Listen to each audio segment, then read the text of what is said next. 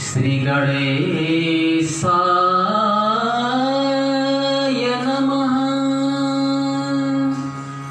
श्री सरस्वती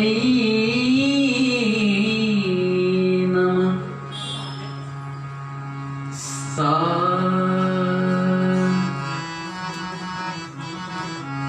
सागम धानी सा सानी दाम गम गम सा मा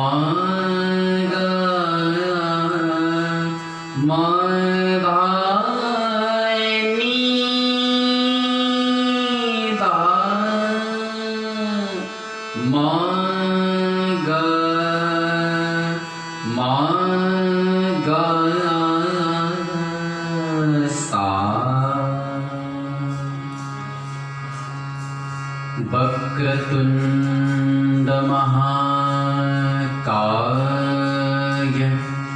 कोटि सूर्य समप्रभ निर्विघ्नं कुरु मे देव सर्वकार्येषु सर्वदा। सच्चिदानन्दरूपाय विश्वोत्पत्त्यादिहेतवे तापत्रय विनाशाय श्रीकृष्णाय वयं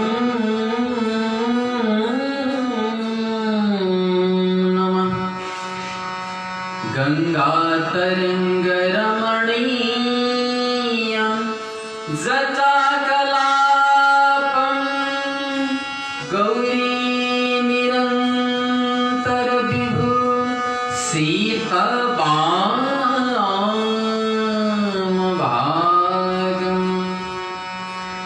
नारायण प्रियमंग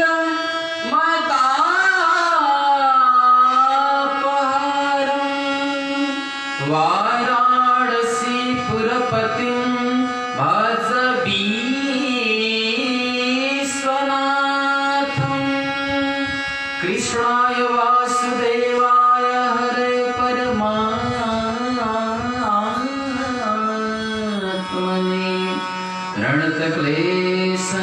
प्रणतक्लेशनाशाय गोविन्दाय नमो नमः।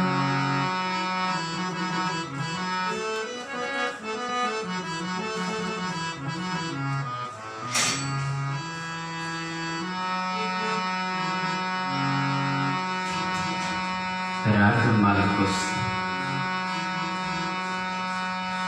निकुंज में विराजे घनश्याम राधे राधे। निकुंज में विराजे निकुंज में विराजे घनश्याम राधे राधे। निकुंज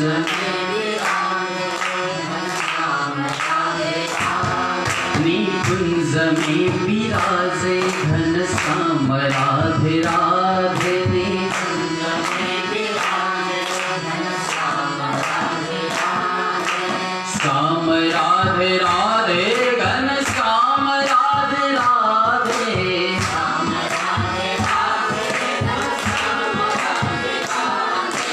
श्याम राधे राधे घनश्याम राधे राधे।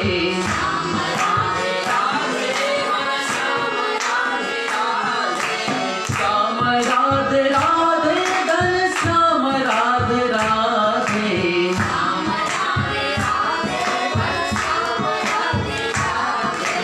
कुंज में विराजे घनश्याम राधे राधे। निकुंज में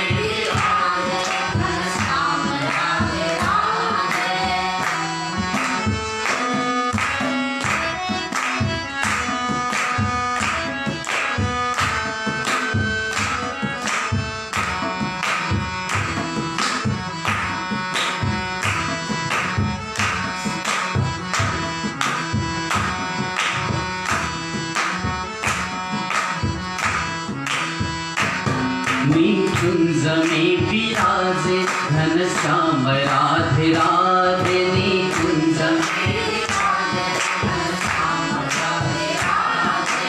श्याम राधे राधे गोपाल राधे राधे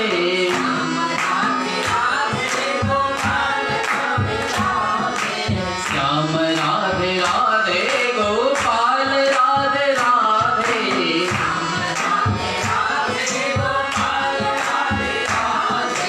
श्याम राधे राधे गोपाल राधे राधे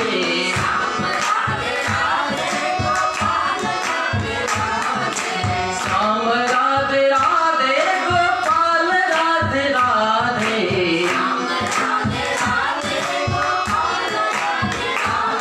निकुंज में विराजे घनश्याम राधे राधे निकुंज निकुंज में विराजे घनश्याम राधे राधे निकुंज श्याम राधे राधे घनश्याम राधे राधे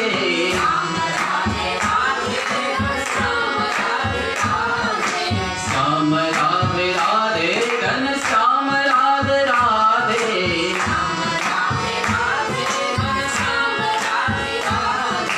श्याम राधे राधे गोपाल राधे राधे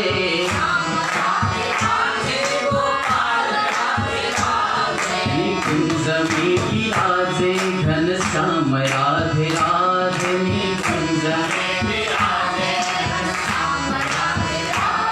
निकुंज में विराजे घनश्याम राधे राधे निकुंज निकुंज में विराजे घनश्याम राधे राधे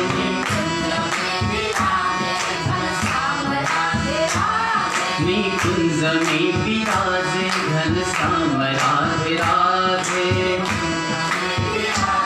घनश्याम राधे राधे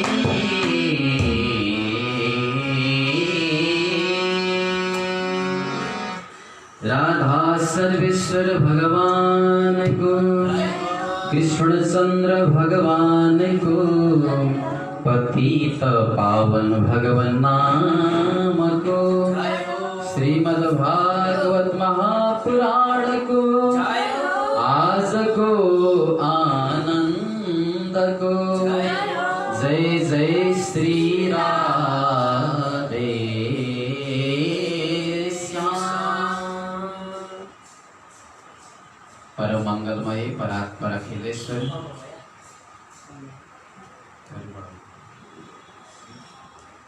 अकारण कारण करुणा वरुणालय भक्तवान सह कल्पतरु तड़कित विनंदित पीतांबरधारी वंशधारी मोर मुकुटधारी भगवान बालकृष्ण प्रभु राधारमण बालाहरण चिदाधार केवलाधार सर्वाधार सभी को हृदय रूपी गुफामा अंतर्यामी स्वरूप लय विराजमान उन्हें परम प्रभु बालकृष्ण जिसका चरण कमल में कोटि कोटि वंदना भगवान वाक्य बिहारी लाल का शरणार बिंदापनि सादर नमन। श्रीमद् भागवत महापुराण को यो अद्वितीय प्रशिक्षण कथा यति बेला श्रवण गरिरहनुहुने प्रत्यक्ष अनि अप्रत्यक्ष रूपमा श्रवण गरिरहनुहुने तमाम सज्जन वृन्दहरू यहाँहरू सबैको हृदय रूपी गुफामा बस्नुभएको हुने परम प्रभुलाई कोटि कोटि वन्दन छ। हामी दशम स्कन्धमा रहेका अत्यन्तै पावन प्रसङ्गहरूमा अवगाहन गरिरहेका थियौँ, गोता लगाइरहेका थियौँ। यसै क्रममा हामीले गत दिनमा दशम स्कन्धका पनि उत्तरार्धका पावन प्रसङ्गहरूलाई विश्राम गरेका छौँ। दशम स्कन्ध रूपी अत्यन्तै सुन्दर प्रभुको यो कमल पुष्प प्रभुकै चरणारविन्दमा अर्पण गर्दै हामी प्रवेश गर्छौँ एकादश स्कन्धमा। दशम स्कन्ध जो निरोध लीला थियो, निरोध यानी कि मनको जसले निरोध गर्यो, जुन लीलाद्वारा हामीले मनलाई बसमा राख्यौँ। मन जब बसमा हुन्छ तब मात्र हामी मुक्तिका हिमायती बन्छौँ, मुक्तिका अधिकारी बन्छौँ। त्यसै कारण दशम स्कन्धद्वारा निरोध भएको त्यो मनलाई अब हामी मुक्ति स्कन्दमा लगाइरहेका छौँ। एकादश स्कन्द यानि कि जसलाई मुक्ति स्कन्द भनिन्छ। एकादश स्कन्दको प्रारम्भमा महर्षि सुखदेव महामुनि जो प्रथम अध्यायमा वैराग्यको कथा सुनाउनुहुन्छ, वैराग्य परको कथा, यदुकुलक्षयको कथा। कृत्वा दैत्यवधं कृष्णः सरामो यदुभिर्वृतः भुवोऽवतारयत भारं जभीष्टं जनयन् कलिम्। भगवान श्री कृष्ण जो धरतीको भार उतार्न के निमित्त आउनुभएको थियो, धरतीमा रहेका तमाम दुष्ट राक्षसहरूको प्रभुले उद्धार गर्ने क्रममा अत्यन्तै धेरै हजारौं दुष्टहरूको उद्धार गर्नुभयो। जहाँ शिशुपाल, कंस जस्ता वीरहरू थिए जो धरतीका नि स्वयं जो कण्टक स्वरूप थिए, त्यस्ता दैत्यहरूको उद्धार गरिसकेपछि प्रभुले अन्त्यमा पाण्डव अनि कौरवहरूलाई पनि निमित्त बनाउनुभयो। र पाण्डव र कौरवलाई जहाँ निमित्त बनाएर प्रभुले यसको माध्यमबाट पनि धेरैभन्दा धेरै धरतीको भारलाई हल्का त गर्नुभयो। यद्यपि प्रभुकै स्वयं जो यदुवंश थियो, यदुवंश नि यति ठुलो सङ्ख्यामा पुगिसकेको अवस्था थियो, यदुवंशको स्वयं देवताहरू पनि पराभव गर्न असमर्थ थिए। र यदुवंशीहरू नै कृष्णको छत्र छायामा उभिएर अहङ्कारी बनेको अवस्था थियो। 56 करोडको सङ्ख्यामा त मुख्य राजाहरू नै हुनुहुन्थ्यो अरे, यदुवंशीका राजाहरू भने कति धेरै थियो होला जनसङ्ख्या हामी कल्पना गरौँ। जो बद्ध मुकुट राजाहरूको सङ्ख्या 56 करोड थियो, अत्यन्तै धेरै सङ्ख्यामा पुगेका थिए जो यदुवंशीहरू। त्यसै कारण आज प्रभुले यदुवंशीहरूको बिचमा नै कलह सिर्जना गरेर ऋषिहरूको श्राप उनीहरूलाई उपलब्ध गराएर भारलाई हल्का गर्ने मनमा सङ्कल्प गर्नुभयो। राजर्षि परीक्षित यहाँ पाहुन जिज्ञासा गर्नुहुन्छ भगवान सुखदेव महामुनि समक्ष। गुरुदेव, ब्रह्मण्यानां वदन्यानां नित्यं वृतोपसेविनां विप्रशापा कथमभूत् वृष्णीनां कृष्णचेतसां। हे गुरुदेव, यदुवंशीहरू जसलाई अझै ब्राह्मणको श्राप मलाई यो कथा थोरै सुनाउनु भयो। जो यदुवंशीहरू, वृष्णी वंशीहरू यति भक्त थिए जो ब्राह्मणहरूका, भने त्यस्ता यदुवंशीहरूले ब्राह्मणहरूको के अपराध गरे र कसरी आखिर ब्राह्मणहरूले चाहिँ श्राप दिनुभयो? त्यो श्रापको निमित्त के थियो? त्यस्तो अपराधको घटना नि आखिर के थियो होला? राजाले जब यो प्रश्न गर्नुभयो, सुखदेव महामुनि कथा श्रवण गराउनुहुन्छ राजा। यद्यपि प्रभुको स्वयं इच्छा पनि थियो, संसारमा भगवानको इच्छा बिना त एउटा पाप पनि हल्लिँदैन भनिएको छ। प्रभुले पनि जब इच्छा गर्नुभयो, एक दिनको कुरा, पिण्डारक नाम गरिएको क्षेत्र जो द्वारिकाको नजिकै थियो, त्यसै क्षेत्रमा विभिन्न ऋषि सन्तहरू वामदेव, अत्रि, कण्व, दुर्वासा, भृगु, कश्यप, वशिष्ठ, नारद आदि गरिका धेरैभन्दा धेरै ऋषि सन्तहरू त्यस स्थानमा आएर सत्सङ्गति गरिराख्नु भएको थियो। त्यसै अवस्थामा क्रीडामा अत्यन्तै आसक्त यदुवंशी साना जो कुमारहरू थिए, साम्ब, भानु, चारु, गद आदि गरिएका तमाम बालकहरू आए। र बालकहरूले साम्ब जो थिए अत्यन्तै सुन्दर पनि थिए नि। साम्बलाई एउटा स्त्रीको रूप बनाएछन् यिनीहरूले। जो स्त्री पनि गर्भवती स्त्रीको त्यस्तो अभिनय गर्न लगाए यिनीहरूले। र तमाम बालकहरू आए ऋषिहरूको छेउमा र प्रश्न गरे उनीहरूले। अत्यन्तै मनमा कपट थियो, तर बाहिर बडा विनीत ढङ्गबाट, नम्र ढङ्गबाट प्रश्न गरे ऋषिहरूसँग। उनीहरूले के सोधेछन् त भन्दा, हेर्नुहोस् ऋषिहरू, हजुरहरू त त्रिकालदर्शी महात्मा हुनुहुन्छ, सारा चिज जान्नुहुन्छ। हामी एउटा प्रश्न सोध्न चाहन्छौँ। प्रष्टुम विलज्जति साक्षात् प्रकृतामोघदर्शनाः प्रशोष्यन्ति पुत्रकामा किं स्वीतसञ्जनयिष्यति। हे गुरुदेव, यी जो नारी छिन् यिनै बडा लज्जित बनिरहेकी छिन् प्रश्न सोध्नमा। यिनी सन्तानकी माता बन्नेवाली छिन्। हजुरहरूले यो कुरा बताइदिनु पर्यो कि यिनले पुत्रलाई जन्म दिन्छन् कि पुत्रीलाई जन्म दिन्छन्। यो प्रश्न गरिरहँदा जो त्रिकालज्ञ ऋषिहरू हुनुहुन्थ्यो, ऋषिहरूलाई थाहा पाउनुभयो आज बालकहरू कपट गरिरहेका छन्, उपहास गरिरहेका छन्। एकजना सन्तले सम्झाउनु भयो, हेर बाबु, कहिल्यै पनि गुरुहरूसँग सन्तहरूसँग यस प्रकार कपट भावद्वारा उहाँहरूको यसरी उपहास कहिल्यै पनि गर्नु हुँदैन। गलत कुरा हो यो, तिमीहरूले यो कुरा नगर्नु। के सम्झाउनु भएको थियो? एउटा बाल चञ्चल मस्तिष्क पनि थियो। बाल्य अवस्था त्यस्तै नै हुने गर्छ र एउटा बाबीको खेला भनौँ, बालकहरू हाँस्न लागेकालाई अट्टहास गरिदिए र भन्न लागे कि जो त्रिकालज्ञ आफूलाई ऋषि बताएका छन्, यिनीहरूले भक्त बताएका छन्, यदि यिनीहरूलाई थाहा थियो भने त भनिहाल्थे, थाहा छैन, यिनीहरू जान्ने केही पनि होइन। त्यसै ऋषि भएको एउटा पिताम्बर वस्त्र लगाएर केवल ढङ मात्रै रचिरहेका छन् यिनीहरू। जब यस प्रकारको अपशब्द निस्कियो, यसको बिचमा हुनुहुन्थ्यो ऋषि दुर्वासा पनि।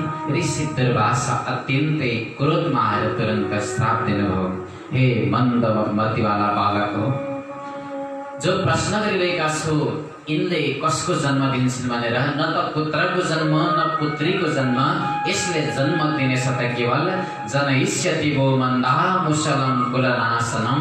यसले मुसलको जन्म दिनेछ, जुन मुसलले तमाम यदुवंशको सखापको अनि विनाशको कारण बन्नेछ त्यो मुसल।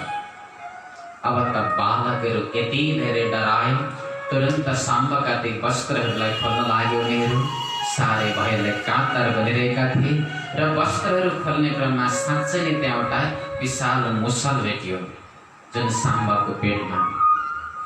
जुन मुसललाई लिएर गए उनीहरू, गएर राजालाई सारा वृत्तान्त सुनाए। राजा उग्रसेन पनि दुःखी हुनुभयो। अब के गर्ने, बालकहरूद्वारा साह्रै ठुलो आज अपराध भयो।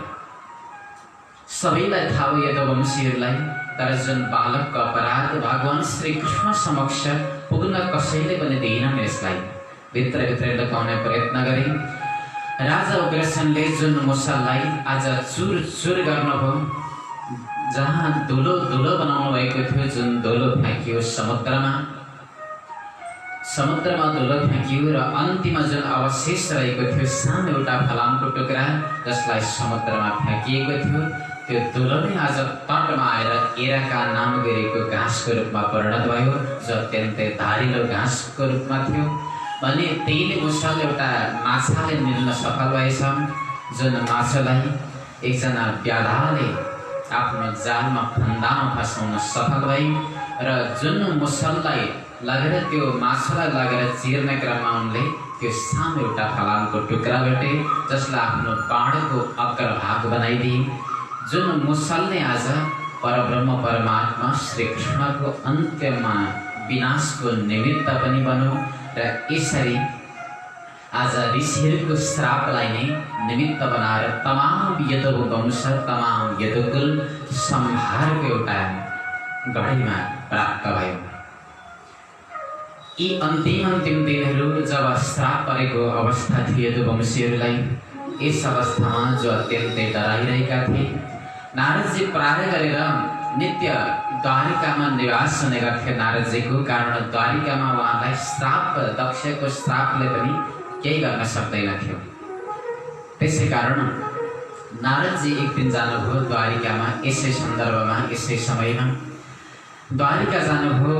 कृष्णको दर्शनको लालसाले उत्कण्ठाले जब जानुभयो, महाराज वसुदेवले देख्नुभयो सन्त नारद जस्तो एउटा विद्वान गुरु आज द्वारिकामा आइराख्नु भएको छ। मैले केही न केही तत्त्वज्ञान अवश्य मेरो लिनै पर्छ। मनमा यो कुरा विचार गरेर, जसले वसुदेवजी महाराजले नारदजीको चरणारविन्दमा गएर नमन गर्दै गर्दै एउटा जिज्ञासा यहाँ पोख्न लाग्नुभयो। गुरुदेव, आज द्वारिकालाई हजुरले पावन बनाइदिनु भएको छ, पवित्र बनाइदिनु भएको सामी कृत्य भएका छौँ। मेरो एउटा जिज्ञासा छ हजुरलाई। ब्रह्मंस्तथापि पृच्छामो धर्मान् भागवतांस्तव यान् श्रुत्वा श्रद्धया मृत्यो मुच्यते सर्वतो भयात्। हे ब्रह्मा, म एउटा प्रश्न गर्न चाहन्छु हजुरलाई कि हजुरले भागवत धर्मको बारेमा मलाई उपदेश दिनुहोस् गुरुदेव। किनकि मैले सुनेको छु यदि भागवत धर्मलाई जीवनमा पालना गरिन्छ, अपनाइन्छ भने संसार रूपी यो सागरबाट मनुष्य पार गर्न सक्छ। त्यसै कारण मलाई भागवत धर्मको बारेमा हजुरले पूर्ण रूपमा उपदेश गर्नुहोला। सन्त नारदलाई आज याद आयो, स्मरण भयो त्यो एउटा संवाद जहाँ ऋषभदेवका पुत्र नवयोगेश्वरहरू हुनुहुन्थ्यो र यतापट्टि राजा निमि हुनुहुन्थ्यो। जुन निमि अनि राजा निमि र नवयोगेश्वरको बिचमा भएको संवादका आज उहाँलाई याद आयो। भन्नुभयो, हे महाराज वसुदेव, यही नै प्रश्न निमि राजालाई पनि गर्नुभएको थियो मिथिलामा र नवयोगेश्वरहरूले जुन जवाब दिनुभएको थियो उहाँहरूको यो संवाद नै आज म हजुरलाई श्रवण गराउन गइरहेको छु। आर्षभाणां च संवादं विदेहस्य महात्मनः। यो विदेह राजाको संवादमा आधारित यही प्रसङ्ग आज म हजुरलाई श्रवण गराउन गइरहेको छु। एक दिनको कुरा, राजा निमि यज्ञ गरिराख्नु भएको थियो आफ्नो क्षेत्रमा मिथिलामा। यज्ञ गरिरहँदा अचानक बिचमा पुग्नुभयो नवयोगेश्वरहरू, कवि, हरि, अन्तरिक्ष, प्रबुद्ध, पिप्पलायन आदि गरेका 9 जना योगेश्वरहरू। जब यस्ता नवयोगेश्वर पुगिरहँदा त्यहाँ आवाहित गरिएका स्वयं अग्नि देवता पनि उठेर स्वागत गर्नुभएको थियो अरे नवयोगेश्वरको। धुमधाम उहाँहरूको स्वागत गरेर राजा निमिले पनि जब देख्नुभयो यस्ता प्रकाण्ड विद्वान शक्तिशाली जो नवयोगेश्वर आज मेरो निकटमा आउनुभएको छ, मैले केही जिज्ञासा अवश्य गर्नुपर्छ र केही आत्मज्ञान त मैले लिनैपर्छ। विचार गरेर उहाँले हात जोड्नुभयो र बिन्ती बिसाउनुभयो।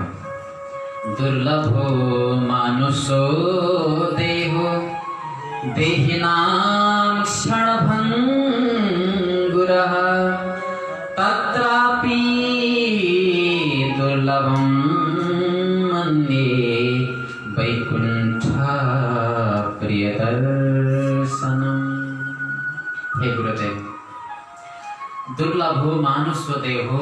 सर्वप्रथम त यो मनुष्य चोला पाउन नै बडा दुर्लभ छ। अत्यन्तै दुःख गरेर पूर्वजन्मको पुण्य अर्जित भएर मात्रै हामीले मनुष्य जीवन पाएका छौँ र मनुष्य जीवन त दुर्लभ छँदैछ। त्यसमा पनि मनुष्य जीवनभित्र पनि सन्तहरूको सङ्गति, सन्त भगवानहरूको समागम त अत्यन्तै दुर्लभ छ। आज हजुरहरू जस्तो साक्षात सन्तहरू, साक्षात भगवन्त मूर्ति जसले आज मलाई दर्शन दिनुभयो प्रभु, बताइदिनुहोस् न, म जान्न चाहन्छु।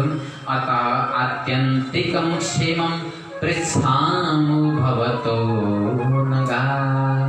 आत्यन्तिक कल्याण मनुष्यको कसरी होला? आत्यन्तिक कल्याणको लागि त्यो भागवत धर्मको निरूपण गरेर हजुरहरूले मलाई सुनाइदिनुहोस्।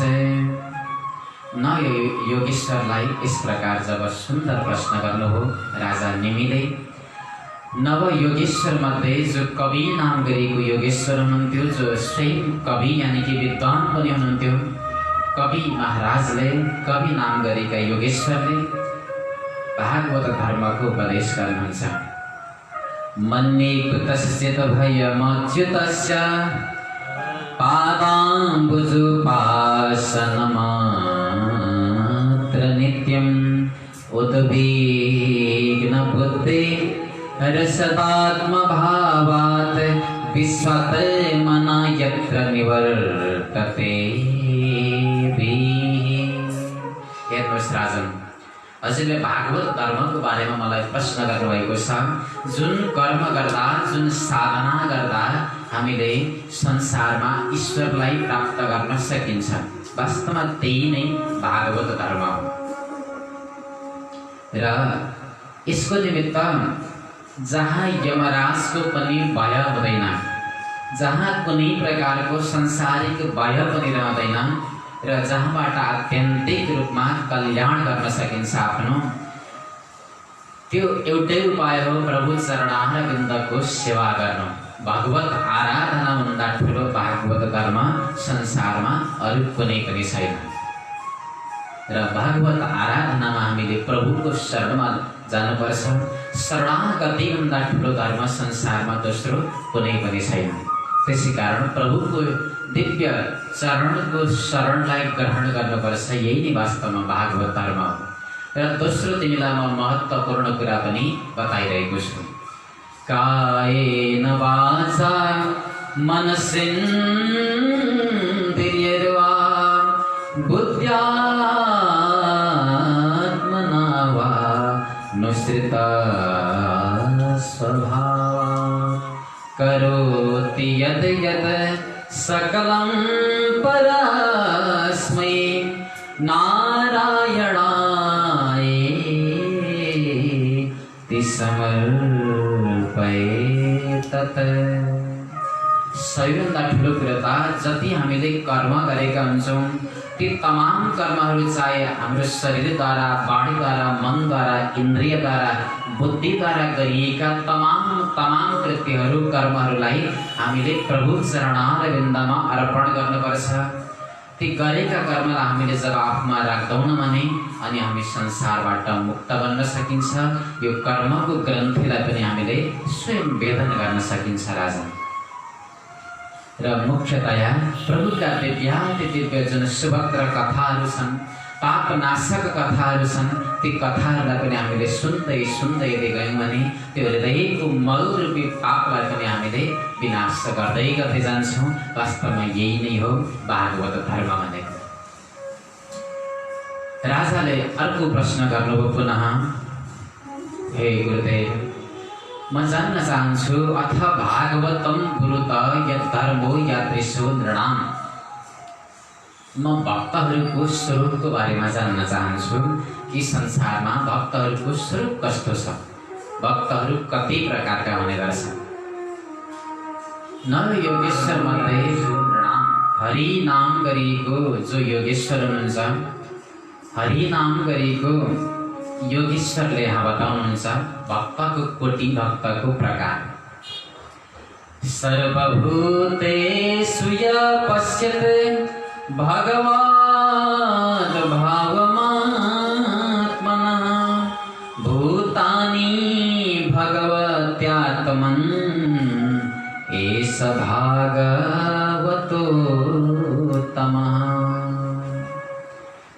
हे राजन, भक्तको तीनवटा कोटि छ, उत्तम, मध्यम अनि अधम। उत्तम कोटिको भक्त को हो त भन्दा सर्वभूतेषु यः पश्यत, सम्पूर्ण भूत प्राणीमा, चाहे त्यो एउटा कुकुर होस्, चाहे कुनै पक्षी होस्, कुनै चरा होस्, मनुष्य होस्, तमाम पक्षीहरूमा, पशुहरूमा र किरा फट्याङ्ग्रामा समेत जसले केवल परमात्माको दृष्टिपात गर्छ, केवल परमात्मालाई मात्रै देख्छ भने त्यो भक्त वास्तवमा उत्तम भक्त हो। त्यसै गरी ईश्वरे तदधीनेषु बालिशेषु दुषत्सु च प्रेम मैत्री कृपोपेक्षा य करोति स मध्यमः। चारवटा चिजमा बडा सुन्दर कुरा बताउनु भयो।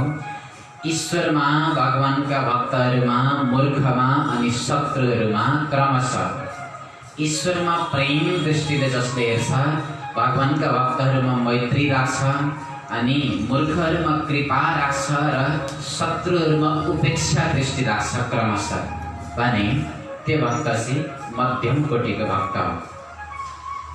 भन्नुको मतलब भगवान श्रीहरिमा जसले मैत्री राख्छ अनि शत्रु देख्ने बित्तिकै जसलाई शत्रु बुद्धि आउँछ थोरै मिल्ने व्यक्ति आयो, उसमा प्रेमको एउटा भाव आउँछ, उसलाई अलग अलग प्रकारको अलग अलग व्यक्तिमा भावना यदि आउँछ भने त्यो केवल मध्यम कोटिको मात्रै भक्त हो। र अर्को कोटि बताउनुहुन्छ, अर्चायम एव हरे पूजां यश्रद्धये हते न तद्भक्तेषु चान्येषु सभक्तः प्राकृतः स्मृतः। केवल जसले मन्दिरभित्र पूजा गर्न जाने क्रममा यदि मूर्तिमा मात्रै ईश्वरलाई देख्छ, मन्दिरमा पूजा गरिसक्यो, मन्दिरमा पूजा गरेर बाहिर निस्किने बित्तिकै उसको लागि ईश्वर अब कहीँ पनि छैन, केवल पशु प्राणी मात्रै देख्छ, मनुष्य मात्रै देख्छ, ईश्वर कहीँ पनि देख्दैन भने त्यस्तो प्रकारको भक्त भनेको अधम कोटिको भक्त। त्यसै कारण राजन, भक्तको वास्तवमा त्यो हो जसले एउटा कुकुरमा पनि आफ्नो परमात्मालाई देखोस्, आफ्नो इष्टदेवलाई देखोस्, एउटा गधामा पनि देखोस्, मनुष्यमा पनि देखोस्, स्त्रीमा पनि देखोस्, पुरुषमा पनि देखोस्, अनि किरा फट्याङ्ग्राभित्र पनि आफ्नै आत्मामा रहेको त्यही नै परमात्मालाई उसले दृष्टिपात गर्न सकोस्। बस त्यही नै उत्तम भक्त हो। र संसारमा हामीले उत्तम भक्त हुने प्रयत्न हरदम गर्नुपर्छ। राजन, बडा सुन्दर कुरा बताउनु भयो। उत्तम भक्तको दृष्टान्त सज्जन, विभिन्न सन्तहरूको कथा आउने गर्छ। सन्तहरू जो वास्तविक सन्त, वास्तविक प्रभुको भक्त हुनुभयो, उहाँहरूको पनि दृष्टि यही थियो कि हामीले कथा सुनेका छौँ नामदेवको कथा, जुन नामदेव जसले स्वयं कुकुरबाट पनि आफ्नो इष्टदेवलाई, ईश्वरलाई प्रकट गराउन सफल बन्नुभयो। त्यस्तै एकजना सन्त एकनाथको कथा पनि आउने गर्छ भक्तमालमा। जो सन्त एकनाथ एक समय विभिन्न तीर्थको यात्रा गर्ने क्रममा, तीर्थाटन गर्दै गर्दै जाने क्रममा गङ्गाको जल आफ्नो कमण्डलमा राखेर गइरहनु भएको थियो रामेश्वरममा, रामेश्वरमको दर्शनको खातिर। जब रामेश्वरम जानुभयो, वहाँ रामेश्वरममा पुग्न जब निकट दूरी आएको थियो, थोरै मात्रै बाँकी थियो, केही पाइलाहरू मात्रै बाँकी थिए। रामेश्वरमको त्यो मन्दिर पनि देखिने अवस्थामा पुगिसकेको अवस्थामा यस्तो विचित्र एउटा घटना घटिदियो। बाटामा एउटा गधा जो प्यासले अत्यन्तै व्याकुल अवस्थामा थियो, व्याकुल अवस्थामा छटपटाइरहेको थियो, ऊ अन्तिम अवस्थामा थियो। त्यही बाटो भएर धेरैभन्दा धेरै भक्तहरू गइराख्नु भएको थियो रामेश्वरम भगवानको दर्शन गर्न, तर कसैले पनि त्यता दृष्टि दिनु भएन, किनकि सबैको दृष्टि थियो रामेश्वरममा। तर सन्त एकनाथ जुन अवस्थामा त्यो गधाको छेउमा पुग्नुभयो, देख्नुभयो उहाँले आज तीर्थमा पानीको अभावमा जो छटपटाइरहेको छ, कराइरहेको छ, जो तडपिरहेको छ, मर्ने जो मृत्युको मुखमा पुगिसकेको छ। सन्त एकनाथको मनमा, हृदयमा केवल एउटै भाव आयो, त्यो गधामा जसले परमात्मालाई देख्नुभयो र दगुरेर जानुभयो। कमण्डलमा जुन गङ्गाको जल उहाँले स्वीकार गर्नुभएको थियो, जुन जल आज त्यो गधाको मुखमा समर्पण गरिदिनु भयो र दुवै हात जोडेर रामेश्वरम भगवानसँग प्रार्थना गर्नुभयो, हे प्रभु, हजुरको दर्शनको खातिर म आएको थिएँ, तर हजुरलाई मैले जल यहीबाट चढाएको छ भगवान, हजुर नै मेरो रामेश्वरम हुनुहुन्छ, स्वीकार्नुहोस् प्रभु मेरो यो जललाई। एकनाथको इस प्रकारको भावलाई देखेर तुरन्त परब्रह्म परमात्मा रामेश्वरम जसले दर्शन दिनुभयो सन्त एकनाथलाई। यानी कि भन्नुको मतलब तमाम प्राणीहरूमा जबसम्म ईश्वरको रूपमा हामीले दर्शन गर्न सक्दैनौँ भने हाम्रो भक्ति अपूर्ण छ। भक्ति त अपूर्ण तब मात्र हुन्छ जब हर प्राणीहरूमा ईश्वरको वास हामीले देख्न सुरु गर्छौँ। हरि नाम गरेका योगेश्वरले आज यही कुरा राजा निमिलाई सम्झाउनु भयो। पुनः निमिले जिज्ञासा गर्नुभयो, हे गुरुदेव, म मायाको स्वरूप जान्न चाहन्छु, वास्तवमा भगवानको मायाको स्वरूप कस्तो छ, के हो प्रभुको माया? अन्तरिक्ष नाम गरेका योगेश्वर हुनुहुन्छ राजन। प्रभुको माया बडा विचित्र छ। संसारमा तीनवटा गुणलाई स्वीकार गरेर भगवानले इस प्रकारको माया जाललाई बिछाउनु भएको छ। पञ्चमहाभूतद्वारा प्राणीको सृजन गर्नुहुन्छ र प्राणी जो आत्मा गरेरै पञ्चभूतले युक्त शरीरमा बस्ने गर्छ र त्यही नै प्राणी जो आफ्नै त्यो पञ्चमहाभूतले बनेको शरीर जो विनाशशील छ त्यसैमा अभिमान गर्ने गर्छ र कर्तृत्वको अभिमानद्वारा मैले यसो गरेँ मैले उसो गरेँ भनेर आत्मसम्मानमा लाग्छ, जो अहम भाव लिप्त हुन्छ र हुँदाहुँदै जसले आफूलाई चिन्न सक्दैन विनाशशील शरीरलाई उसले सर्वस्व मान्छ र हर समय ऊ जन्म मरणको चक्करमा परिरहेको हुन्छ। हजारौँ लाखौँ बार जन्म लिँदै लाखौँ बार मर्दै यो संसारमा जो भड्किरहेको हुन्छ त्रिगुणात्मक जगतमा वास्तवमा यही नै प्रभुको माया हो र तीनवटा गुणलाई स्वीकार गरेर भगवानले यो संसारको सृजन गर्नुहुन्छ, पालन गर्नुहुन्छ र अन्त्यमा संहार पनि गर्नुहुन्छ। यिनी तीनवटा गुणलाई धारण गरेर यस प्रकारको जुन त्रिगुणात्मक जगतलाई प्रभुले चलाउने गर्नुहुन्छ जसलाई हामी जीवात्माहरूले बुझ्न सक्दैनौँ, यही नै प्रभुको माया हो। राजाले सोध्नुभयो, गुरुदेव प्रभुको मायाको बारेमा हजुरहरूले बताइदिनु भयो, अब म यो पनि जान्न चाहन्छु कि प्रभुको यो मायाबाट कसरी तर्न सकिन्छ। तरन्त्यञ्जः स्थूलधियो महर्षि इदं मुच्यताम्। यो कुरा मलाई बताइदिनुहोस् कि प्रभुको मायाबाट कसरी पार पाउन सक्छ जीव। प्रभुत्व नाम गरेका योगेश्वर भन्नुहुन्छ कि प्रभुको माया सर्वप्रथम त बुझ्नुहोस् कि अत्यन्तै दुष्कर छ प्रभुको माया।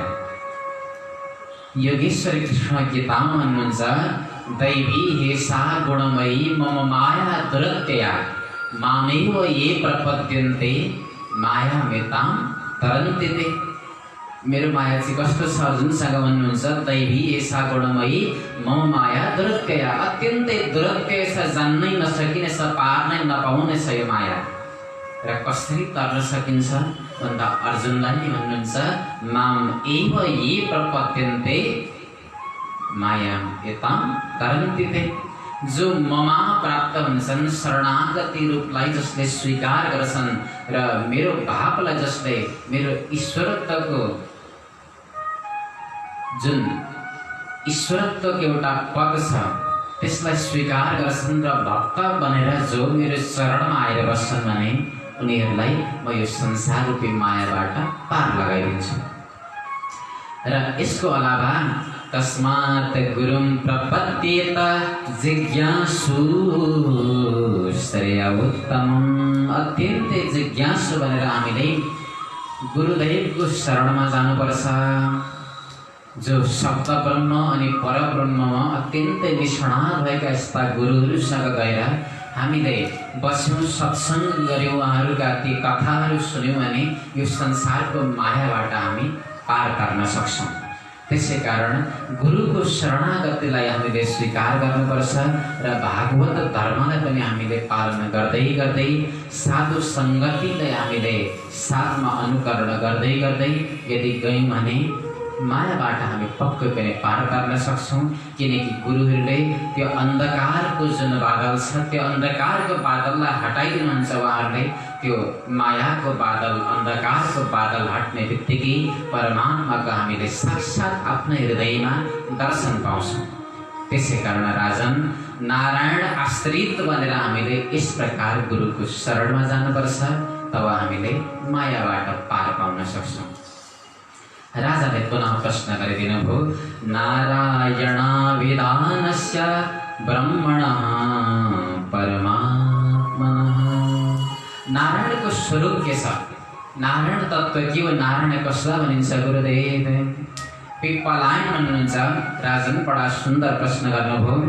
जो यस संसारको प्रलयको हेतु छ, जो सृष्टिको हेतु छ, जो पालनको पनि हेतु छ, जो जाग्रत स्वप्न अनि सुसुप्ति अवस्थामा रहँदै पनि यी तीनैवटा अवस्थाबाट टाढा रहेर जो तुरीय अवस्थामा स्थित भएको छ, जो सबैको हृदय रूपी गुफामा विराजमान छ, जो तमाम कारणहरूको पनि कारण छ, जहाँ मन पुग्दैन, जहाँ बाणी पुग्दैन, जहाँ बुद्धि पुग्दैन, जहाँ वचन पुग्दैन, त्यस्तो मन बाणी विचार बुद्धिद्वारा पनि जसको निरूपण गर्न सकिँदैन, वास्तवमा दैवी तत्त्व नारायण तत्त्व हो, जसले सारा संसारलाई नियन्ता बनेर चलाइरहेको छ, संसारको कारणहरूको पनि परम कारण, जसलाई नारायण तत्त्व भनिन्छ।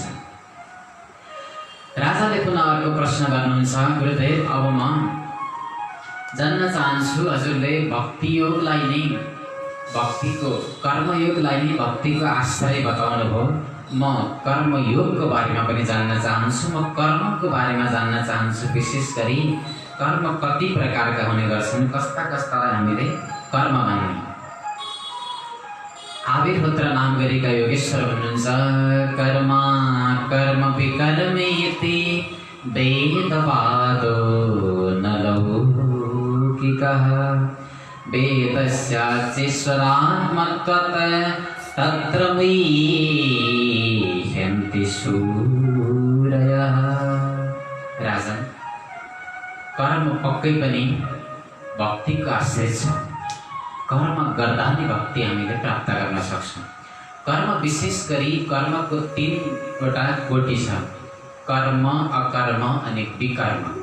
कर्म भनेको के हो भन्दा जुन वेदले विधान गरेको छ, शास्त्रले विधान जो गरेको छ, जस्तो बिहान उठ्ने बित्तिकै स्वाध्याय गर्नुपर्छ, स्नान गर्नुपर्छ, हामीले अध्ययन गर्नुपर्छ, ईश्वर आराधना गर्नुपर्छ, यो कर्म हो। अकर्म भनेको जो वेदले निषेध गरेको छ, जस्तो सुरापान गर्नु, मद्यपान गर्नु, स्त्री गमन आदि, यी कर्महरू अकर्ममा पर्छ।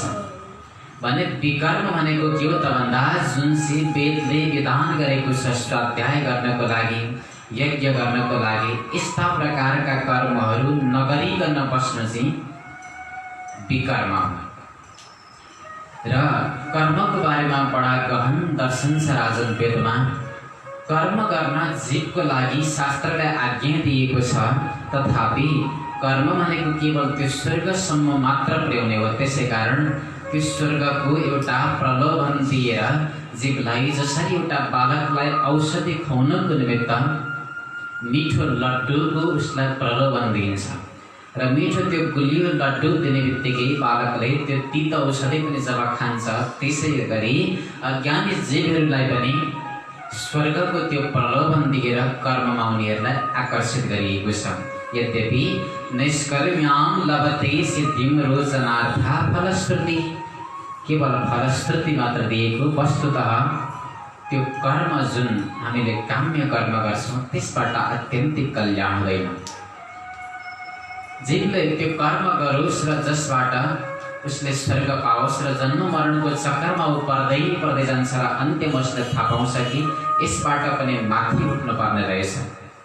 त्यसै कारण यो कर्मको प्रलोभन दिएको छ, ताकि ईश्वरको एउटा आराधनाको मार्गमा उनीहरूलाई, जीवहरूलाई ल्याउनको लागि यो कर्मको प्रलोभन दिएको हो।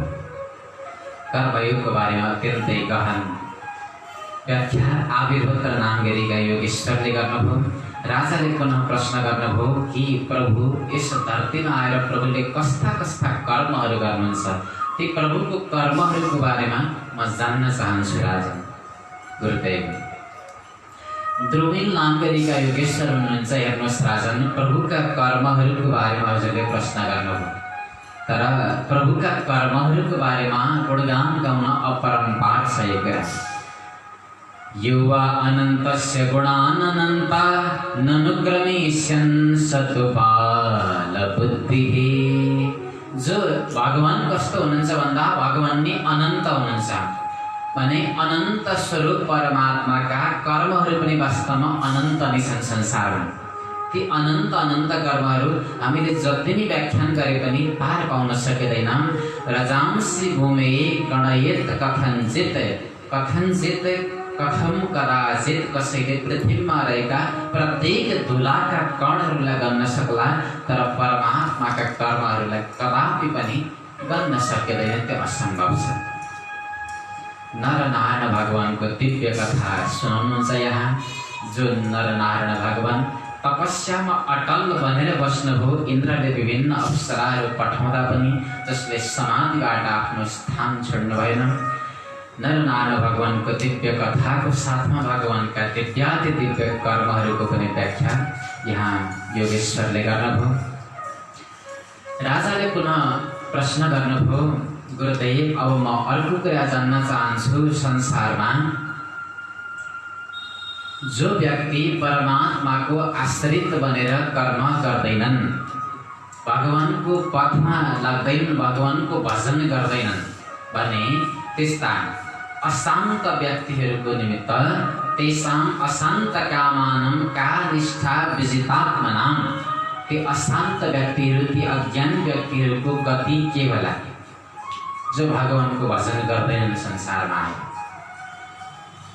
समस नाम गरेका योगेश्वर उत्तर दिनुहुन्छ, राजन संसारमा वेदले चारैवटा वर्णको आफ्नो आफ्नो कर्म विधान गरिदिएको छ। ब्राह्मण, क्षत्रिय, वैश्य अनि शूद्र।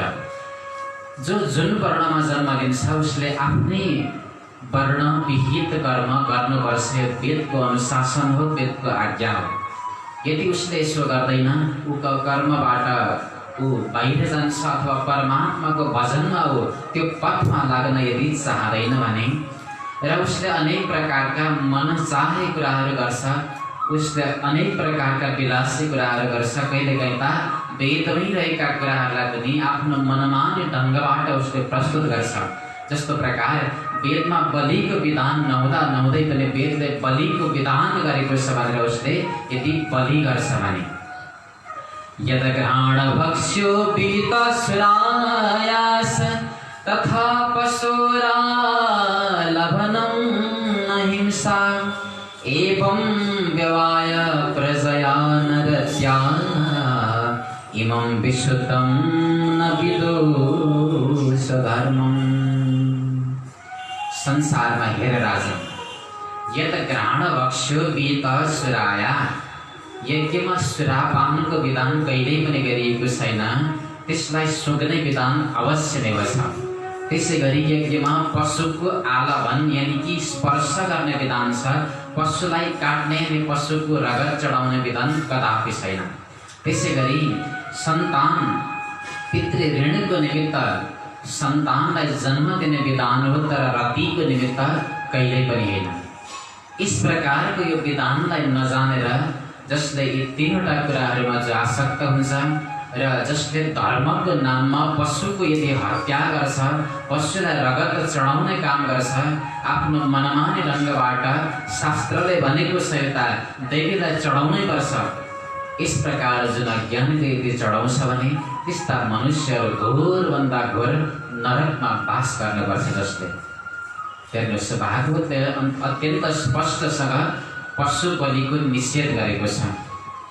सुरा मत्स्या पशुर मांसम द्विजातीनां बलिस्तथा दुर्तैः प्रवर्तितं चैतन्यैतद् वेदेषु कथ्यते। महाभारतले पनि प्रष्ट रूपमा भनेको छ, सुरापान, जो सुरापान आदिको विधान, जो पशु आदिको विधान कहाँबाट छ भन्दा महाभारतले पनि भनेको छ, दुर्तैः प्रवर्तितं चैतन्य। यो त दुर्तहरूले चलाएको नियम हो, यसको वेदमा कुनै निश्चित विधानै छैन। भागवतले पनि यही कुरालाई समर्थन गरेको छ र पशु बलिलाई पूर्ण रूपमा निषेध गरेको छ भागवतले पनि। तथापि हामीले कहिलेकाहीँ यो शास्त्रको एउटा गूढ उपदेशलाई, गूढ जुन भाव छ यसलाई नजानेर, शास्त्रको सारलाई नजानेर कता कता हामीले शास्त्रको आश्रय लिएर पनि पशु बलिको विधान गरिरहेका हुन्छौँ। तर भागवत अनुसार जसले पशु बलि यदि गर्छ भने घोरभन्दा घोर नरकमा पर्छन् त्यस्ता प्रकारका मनुष्यहरू, जसले यो शास्त्रको आज्ञालाई, जसले वेदको आज्ञालाई यदि मान्दैनन् भने। राजाले अर्को प्रश्न गर्नुभयो, अब म यो कुरा जान्न चाहन्छु कि कस्मिन् काले स भगवान् किं वर्णः कीदृशो नृभिः नाम्ना वा केन विधिना पूज्यते तदेवोच्यताम्। हे गुरुदेव, अब मलाई यो सुनाउनुहोस् कि कुन कालमा कुन युगमा भगवानले कसरी कुन वर्णद्वारा अवतरित भएर यस धरतीमा आउनुहुन्छ मलाई त्यो कुरा बताउनुहोस्। प्रभुको कस्तो कस्तो वर्ण हुने गर्छ विभिन्न युगहरूमा। करभाजन नामगिरीका योगेश्वर भन्नुहुन्छ, हेर्नुहोस् राजन, सत्ययुगमा सबैभन्दा पहिले सत्ययुगमा विभिन्न नाना प्रकारका प्रभुका वर्णहरू हुने गर्छन्। विशेष गरी शुक्ल वर्णमा भगवान बल्कल वस्त्रलाई धारण गरेर चतुर्मेखला अनि दण्ड कमण्डल आदिलाई धारण गरेर प्रभु अवतरित हुने गर्नुहुन्छ। प्रभुको नाम शुक्ल आदिगिरीका हुने गर्छन् सत्ययुगमा। र सत्ययुगी मनुष्यहरू जो निर्भय हुन्छन्, बडा शान्त मनुष्यहरू हुन्छन्, ती मनुष्यहरूले चाहिँ यस्ता परमात्माको ध्यानद्वारा यजन गर्ने गर्छन्, पूजन गर्ने गर्छन् सत्ययुगमा। त्यसै गरी त्रेतायुगमा भगवान रक्त वर्णमा अवतरित हुनुहुन्छ। रक्त वर्ण अन्तर्गत भगवानले चतुर्बाहु, त्रिमेखला, हिरण्यकेश आदि गरीका भगवानका नामहरू हुने गर्छन् भने त्यस अवस्थामा ती त्रेतायुगी मनुष्यहरूले भगवानको विभिन्न ठुला यजन गरेर चाहिँ परमात्माको आराधना गर्ने गर्छन् भने द्वापर युगमा भगवानको श्याम वर्णको आकृति हुने गर्छ भने पीतभाषा पीताम्बर वस्त्रलाई धारण गरेर भगवान श्रीवत्स वनमाला आदि चिन्हले युक्त भएर आउने गर्नुहुन्छ। र यस अवस्थामा भगवानको द्वापरयुगी मनुष्यहरूले शान्त भावले यजनद्वारा उनीहरूले पूजन गर्ने गर्छन्, स्तुति गर्ने गर्छन्। नमस्ते वासुदेवाय नमः संकर्षणाय च प्रद्युम्नाय निरुद्धाय तुभ्यं भगवते नमः। यसरी चतुर्व्यूहको रूपमा पनि द्वापरयुगी मनुष्यहरूले परमात्माको यजन गर्ने गर्छन्। त्यसै गरी कलियुगमा चाहिँ भगवानको कृष्ण वर्ण हुने गर्छ। कृष्ण वर्ण भगवान आउने गर्नुहुन्छ। भगवानका कृष्ण आदि रूपका कलियुगी मनुष्यहरूले स्तुति गर्ने गर्छन्, ध्यान गर्ने गर्छन्।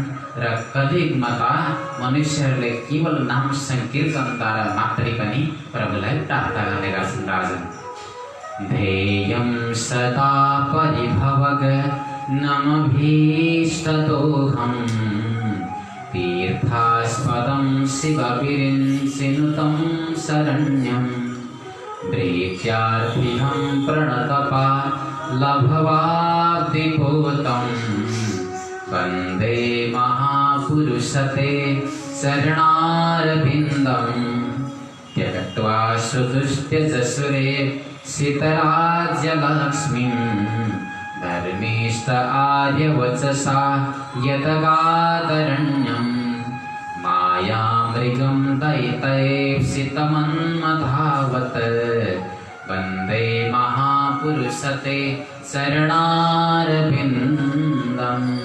बड़ा सुंदर श्लोक भागवत का। ध्येयं सदा परिभव नमभीष्टदोहं, जसको ध्यान गर्नाले जसले अभिष्ट सारा वस्तुहरू दिने गर्नुहुन्छ, जो तीर्थ स्वरूप जसका शरणारविन्दहरू छन्, शिव विष्णु आदि गरीका त्रिदेवद्वारा पनि जो शरण्य हुनुहुन्छ, प्रणम्य हुनुहुन्छ, जसको शरणलाई ग्रहण गर्दा संसार रूपी सागरबाट हामी पार गर्न सक्छौँ, यस्ता परमात्माका चरणारविन्दको हामी नमन गर्छौँ। र जुन परमात्माले सारा आफ्नो राज्य लक्ष्मीलाई परित्याग गरेर पिताजीको आज्ञालाई शिरोधार्य गर्दै गर्दै जो माया मृगको पछाडि दौडिनुभयो, खाली पाउ जो दण्डकारण्यमा विचरण गर्नुभयो, यस्ता परमात्मालाई पनि हाम्रो कोटि नमन छ। बडा अद्भुत अर्थ छ सज्जन यी दुईवटा श्लोकको, अत्यन्तै गहिरो अर्थ छ। यद्यपि कसै विद्वानले भन्नुभएको छ यी दुईवटा जुन श्लोक छन् यिनीहरूको मुख्य अर्थ के हो त भन्दा पहिलो श्लोकको अर्थ हो हरे कृष्ण कृष्ण कृष्ण हरे हरे भने दोस्रो श्लोकको अर्थ हो हरे राम राम राम हरे हरे। त्यसलाई ब्रह्म तारक महामन्त्र पनि भनिन्छ। कलियुगमा अत्यन्तै ठुलो मन्त्र मानिन्छ यसलाई। र यो मन्त्रको सहारामा कलियुगी मनुष्यहरूले यसै मन्त्रलाई जपेर नै परमात्मालाई साक्षात प्राप्त गर्छन् भनिएको छ। अत्यन्तै ठुलो शक्तिशाली मन्त्र पनि हो जुन, र यिनै श्लोकको यही नै अर्थ निस्किने गर्छ। यसरी तमाम चतुर्युगका विभिन्न विभिन्न प्रकारका परमात्माका आकृतिहरू अनि वर्णहरूको व्याख्यान यहाँ योगेश्वरले राजा निमिलाई सुनाउनुभयो। राजा निमि पनि अत्यन्तै आह्लादित बन्नुभयो, प्रसन्न बन्नुभयो। तमाम नवयोगेश्वरका चरणारविन्दको उहाँले पूजन गर्नुभयो र सबै योगेश्वरलाई अत्यन्तै उहाँले सन्तुष्ट गराएर विदाय गर्नुभयो। र यतापट्टि नारदजी पनि जो वसुदेवसँग आज संवाद गरिराख्नु भएको थियो, यतापट्टि उहाँले पनि वसुदेवजी महाराजले पनि नारदजीका शरण कमलको पूजन गर्नुभयो र द्वारिकाबाट नारदजी पनि अब भने विदाय हुनुभयो। अब यतापट्टि तमाम जो देवताहरू थिए, ब्रह्म विष्णु महेश इन्द्र कुबेर आदि गरीका तमाम देवताहरू परब्रह्म परमात्मा श्री कृष्णको दर्शनको उत्कण्ठाले आज द्वारिकामा आइपुग्न लागे। द्वारकामुपसञ्जग्मुः सर्वे कृष्ण दिदृक्षवः। द्रष्टुम इच्छा दिदृक्षा, यानी कि परमात्मा को दर्शन गर्ने अत्यन्तै उत्कण्ठा इच्छा थियो जुन देवताहरूको। ती तमाम देवताहरू आज आए र देवताहरूले विनय गरी प्रभुसँग प्रार्थना गरे, हे भगवान हजुरको दर्शन पाएका छौँ प्रभु, हजुरका चरण कमलमा कोटि कोटि नमन छ हे ईश्वर। आज हामी एउटा बिन्ती प्रार्थना बिसाउन हजुर समक्ष आएका छौँ। देवताहरू के प्रार्थना गर्छन्? ततस्वधामा परमं विश्वास्व यदि मन्यसे सलोकान् लोकपालान् पाहि वैकुण्ठ किङ्करान्। हे प्रभु, हजुर यस धरतीमा आउनुभएको 125 वर्ष बितेर गएको छ र जुन जुन प्रयोजनको लागि हजुर आउनुभएको थियो ती तमाम प्रयोजनहरू पनि सिद्ध भइसकेका छन् हे दयालु। त्यसै कारण अब हजुरले यदि हजुरको इच्छा हुन्छ भने यो धरतीलाई हजुरले छोड्नुहोस् र स्वधाम गमाउनुहोस् हजुरको, किनकि हजुर गइरहँदा हाम्रै लोक भएर जानुहुन्छ। त्यसै कारण हजुरको त्यो दिव्य स्वरूपलाई हामीले पनि निहार्न पाउने थियौँ प्रभु। यदि हजुरको इच्छा छ भने अब हजुर आफ्नो परमधाम प्रस्थान गर्नुहोस्। देवताहरूको यो प्रार्थनालाई भगवानले स्वीकार गर्नुभयो र तमाम देवताहरूलाई आज भगवानले आश्वासन दिएर पठाउनुभयो। मैले अवश्य नै तमाम धरतीको वार्ता उतारेको छु, तर एउटा मेरै छत्र छायामा रहेको यदुवंश अब बाँकी छ, यदुकुलको म सम्हार गरेर अवश्य आफ्नो धाममा फर्किनेछु। भगवानले वचन देवताहरूलाई दिनुभयो र अब त विभिन्न प्रकारका त्यहाँ अपशगुनहरू हुन लागेछन् द्वारिकामा पनि। जस्तो प्रकारले बादलले पनि मेघ अनि रगत आदिको वर्षा गराइरहेको थियो, भूकम्प आएको भाँति भइरहेको थियो, चारैतिर हावा हुन्डरी चलिरहेको थियो, समुद्रमा ज्वार भाट आइरहेको थियो, चारैतिर एउटा कहाली लाग्दो अवस्था आइरहँदा भगवानले देख्नुभयो द्वारिकावासीहरू अत्यन्तै आत्तिरहेका छन्। के गर्ने? प्रभुले आश्वासन दिनुभयो, सबैलाई सम्झाउनुभयो। न वक्तव्यं यस्माभिर्जिजीविषु विरार्यकाः प्रवासं सुमहत्पुण्यं यास्यामो दैवमाचिरम्। हे द्वारिकावासी हो, यति धेरै अपशगुन भइरहँदा अब हामीले यस स्थानमा बस्नु छैन। त्यसै कारण अब हामी तुरुन्त प्रस्थान गर्नुपर्छ। हामी तुरुन्त अब जाउँ प्रवास क्षेत्रमा गएर हामी सम्पूर्ण देवताहरूलाई पनि हामी तृप्ति गराउनुपर्छ। पितृदेवताहरूलाई पनि तृप्ति गराएर ब्राह्मण देवताहरूलाई हामीले धेरै दान दियौँ भने हुनसक्छ आएको श्रापलाई हामीले टाल्न सकौँ। त्यसै कारण सबैजना तयार हुनुहोस्, अब हामी प्रवास क्षेत्र जानुपर्छ। सबैजना तयार भइरहेका थिए। प्रभु पनि जब उद्यत हुनुभयो प्रवास क्षेत्र जान, इस समय उद्धवजी महाराजले थाहा पाउनुभयो प्रभुको आज अन्तिम गमन भइरहेको छ। प्रभुको अन्तिम यही नै मसँगको प्रभुको अब मिलन हो। प्रभुबाट म बिछोडिरहेको छु। अब प्रभुलाई मैले कहिल्यै पनि देख्न पाउने छैन। प्रभुको यो ललित लावण्य स्वरूप अब मलाई कहिले पनि दर्शन हुने छैन जीवनमा। उद्धवजी महाराज यति दुखी हुनुभयो, प्रभुको त्यो वियोगको वेदनाले आज कातर बन्नुभयो उद्धवजी महाराज र चरण कमलमा आज लोटपोट गर्दै प्रार्थना बिसाउनुहुन्छ भगवान श्री कृष्णसँग। उद्धवजी महाराज नाहं तवाङ्घ्रि कमलं क्षणार्धम् अपि केशव त्यक्तुं समुत्सहे नाथ स्वधाम नयना मामपि। हे प्रभु, हजुरका चरण कमललाई छोडेर म एक सेकेन्ड पनि बस्न सक्दिनँ हजुरको वियोगमा। हे प्रभु, हजुर आज अन्तिम अवस्थामा आफ्नो धाम गइराख्नु भएको छ, अब फर्केर आउनुहुन्न, त्यसै कारण हजुरको वियोगमा म यो धरतीमा रहन सक्दिनँ। हे केशव, मलाई पनि साथमा लिएर जानुहोस् प्रभु। हे दयालु, म पनि हजुरको साथमा जान चाहन्छु। यस अवस्थामा प्रभुले उद्धवलाई सम्झाउनु भयो, एउटा ज्ञानी भक्त जसलाई मैले धरतीमा राख्नै पर्छ ज्ञान दिनको लागि, मेरो धर्मको प्रचार जसले गर्छन्, यस्ता विभूति प्रभुले मन विचार गरेर उद्धवलाई सान्त्वना दिनुभयो। हेर उद्धव, तिमीले जानु हुँदैन, तिमीले त यसै धरतीमा बस्नुपर्छ र यसै धरतीमा बसेर मेरो ज्ञानको तिमीले प्रचार गर्ने हो।